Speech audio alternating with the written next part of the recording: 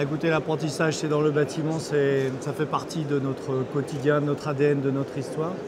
Donc aujourd'hui, l'enjeu sur l'apprentissage, il est majeur. Dans un contexte économique très difficile pour nos artisans et pour nos entreprises, la tentation pourrait être d'arrêter, j'allais dire, cet investissement que reste l'apprentissage. Le rôle d'une fédération comme la nôtre, comme la Fédération française du bâtiment, c'est de continuer d'encourager tous ceux qui veulent et qui peuvent continuer à apprendre à l'apprenti de le faire. Parce que le jour où un secteur comme le nôtre arrête avec l'apprentissage, c'est l'avenir qui s'arrête. On a besoin de jeunes qui viennent bien sûr remplacer nos anciens, mais qui viennent aussi reprendre nos entreprises. Beaucoup d'entre nous sommes issus de l'apprentissage avec un cursus de formation long par étape. Et puis un jour, il y en a un qui soit reprend l'entreprise, soit se met à son compte. Si on n'a plus ces forces vives pour demain, je crains que le monde du bâtiment ait beaucoup moins d'avenir. Donc réellement, aujourd'hui, notre souci majeur au moment où on espère tous que notre activité reprenne, et bien que là aussi, ce réflexe naturel de prendre des apprentis dans nos entreprises et chez nos artisans revienne, j'ai bon espoir dans ce domaine comme d'ailleurs.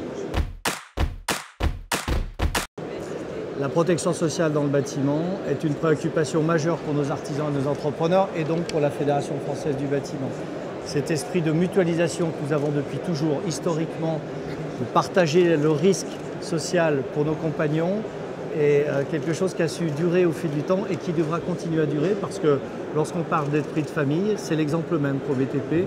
ProBTP regroupe aussi bien les grosses entreprises que les petites qui ont décidé de partager en commun des moyens pour assurer également en commun cette protection au fil de la vie de nos compagnons, mais aussi au fil de la vie de leur famille. Cet esprit-là est quelque chose de précieux dans notre secteur. Ça crée aussi une relation particulière avec nos compagnons. La Fédération française du bâtiment restera attentive à ce que l'évolution de ProBTP continue en ce sens. La prévention dans le bâtiment est quelque chose de naturel parce que nous sommes dans un métier où on travaille beaucoup en coactivité et avec, il faut le dire, des métiers qui sont difficiles, quelquefois pénibles. Et donc forcément, le souci d'un chef d'entreprise est que le personnel qui produit soit dans un environnement de sécurité suffisant pour que simplement il puisse être lui-même rassuré et ses équipes rassurées.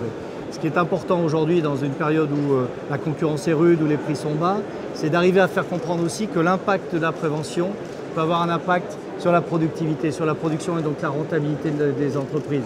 Ce qui paraissait quelque chose d'un peu ubuesque il y a quelques années devient une évidence. C'est pour ça qu'il faut que, pour que cela reste une évidence, il faut s'occuper de la prévention, bien sûr dans les entreprises aujourd'hui avec l'OPBBTP qui est présente, mais aussi inculquer cette notion de prévention dès la formation, dès l'apprentissage, pour que là encore ça devienne quelque chose de complètement naturel. J'ai bon espoir qu'on y arrive.